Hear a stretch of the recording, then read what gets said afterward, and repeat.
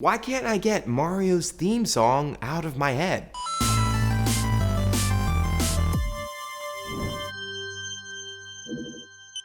Every so often, music from games gets stuck in my head. You probably know how this goes. For no apparent reason, I'll catch myself humming in a strangely familiar key, only for it to dawn on me that it's from an old game that I played as a kid. This will invariably be the castle theme from Super Mario Bros., the Russian folk ditty from Tetris, or that song that I definitely did not cry over Saria in The Lost Woods. The music is so whimsical and catchy, it's ridiculous, and it's not just a gamer's thing either. Classic game tunes have crossed over the pop culture divide. Super Mario alone has been covered like 1 billion times on YouTube. And pop artists sample game music all of the time. There's a nod to Golden Axe from Jay-Z, Wiz Khalifa rapped to notes from Chrono Trigger, and Skrillex remixed Sonic the Hedgehog 2, which might explain the commonality of hair. In fact, if you get a chance, you should check out this 5-part documentary on the effect of Japanese game tunes on contemporary electronic music. Check it out, it's pretty cool. But all the fanfare for old game music is kind of weird if you think about it. By now, these games are 20 to 30 years past their prime, and the technology used to make them is frankly, a little bit primitive. The NES, for instance, only had enough memory to play 3 single-note instruments at once, and 2 of those instruments had to be the exact same. It was like trying to compose a symphony with 2 flutes and a slide whistle. Since then, game soundtracks have grown in complexity and arguably beauty. Journey was nominated for a Grammy, and Grand Theft Auto V was scored by Edgar Froese, The Alchemist, Woody Jackson, and Oh No. But it's these primitive jingles from decades ago that always bubble up from the depths of my brain. Why can't I get this freaking Mario theme song out of my head? Well, there are 2 principal reasons. One of them is pretty apparent, and the other is a little bit trickier. One explanation is that you, me, and the rest of the world are experiencing a huge collective nostalgia trip. As we've previously explained, nostalgia is very powerful stuff, and the music is exceptional at evoking it. When we're young, our brains are undergoing rapid neurological development, according to this article on Slate, and it bonds very well to music. So when we heard the Hyrule Field theme over and over again during summer vacation as a kid, it was chiseling out a neural connection in our mind. This Is Your Brain on Music author Daniel Levitin says that musical tastes become a badge of identity as we enter our teens.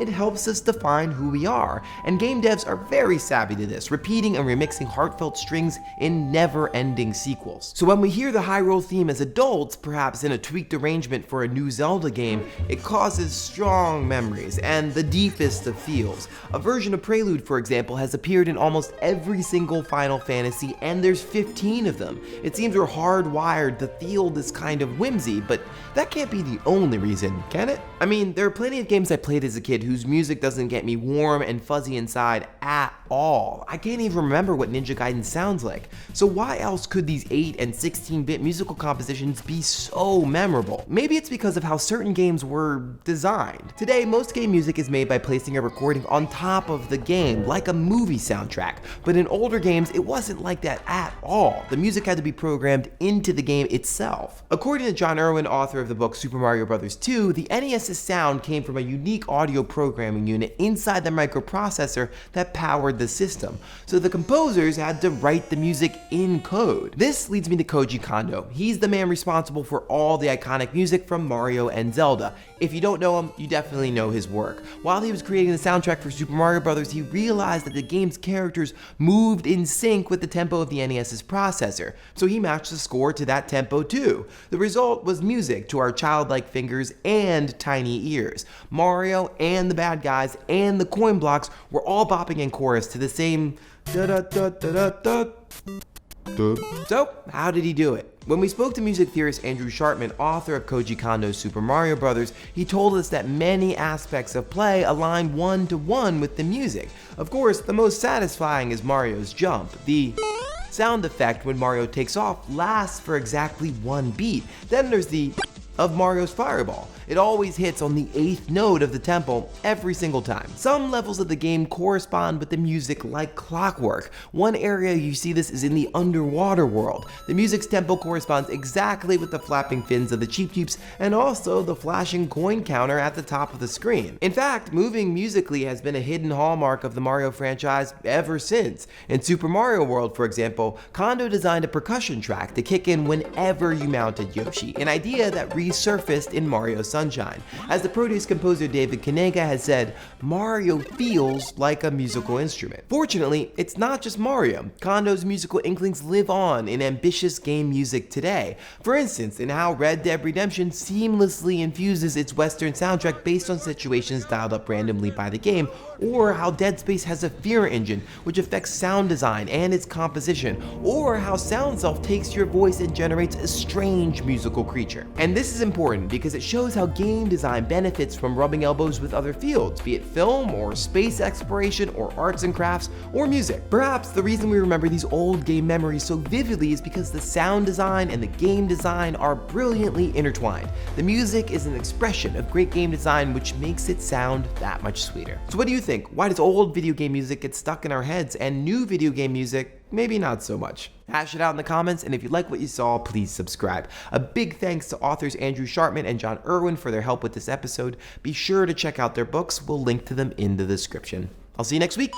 Last week we talked about some of the problems when games rely too much on the power fantasy. Let's see what you had to say. First things first, if you live in the Phoenix area, you might have seen the announcement that myself, as well as Joe from It's Okay to Be Smart and Mike from Idea Channel, are going to be at Phoenix Comic-Con. We're going to do a meetup this coming Friday, as well as play an on-stage version of D&D, which should be a lot of fun this coming Saturday. We'll link to all the information in the description, but if you're around, please come on out and say hello. Some of you were a little bit unsure about what I meant by the term power fantasy, which is 100% my fault, so I'll try to give a little bit of a clarification here. The question at hand was whether or not power fantasy is a visual depiction of power or a mechanic, because these two things often go hand in hand. So a power fantasy, as we talk about in the episode, is when the game gives you a false impression that you're getting better at it, when actually the game is just making it easier for you to play. So Street Fighter or Guitar Hero, for example, wouldn't count as power fantasies because although on the surface those games appear to be powerful, brawny dudes fighting it out, or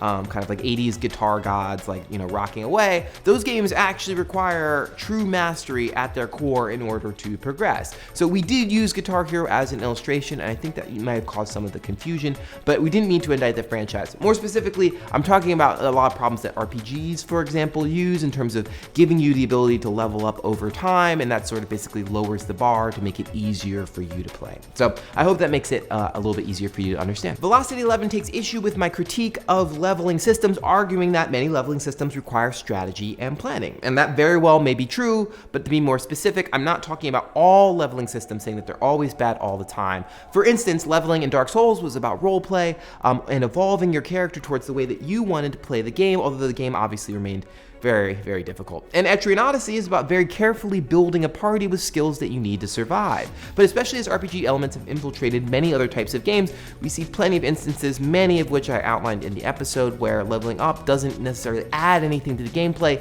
and exists exclusively solely just to make you feel more powerful. For example, Call of Duty's prestiging system, for example, doesn't necessarily add a lot. It's just about having a bigger number next to your name, or Far Cry 3, which used the whole concept of leveling as this sort of critique of, I don't know, I guess millennial laziness or something. But anyway, you shoot a boar and you get a tattoo. I mean, if that's not, leveling up laziness, I don't know what is. Son of a King likes the existing power ratio in games because Son of a King, like many people in their 30s, works a full-time job. It's really stressful, and coming home and blowing dudes away is a nice respite from your 9 to 5. It gives you control over a portion of your life that may not exist during your 9 to 5 existence. I would say, first of all, I'm not saying that there should be no power fantasy games. Those shouldn't exist whatsoever. I very much enjoyed Wolfenstein. Obviously, it was very different from my day-to-day sort of existence, so I really enjoyed it in that respect. But I would also say, if the sole purpose, if what you're looking for is some form of relaxation, that there are other games that might fit the bill as well, that don't have to engage in the same type of power fantasies. If you look at that game company's games, for example, those are great as a form, I think, of stress relief, or sort of the ability to sort of relax and just sort of exist in a particular world. Or a game like Proteus, same deal. So I understand where you're coming from. I'm totally sympathetic, so thank you for letting us know.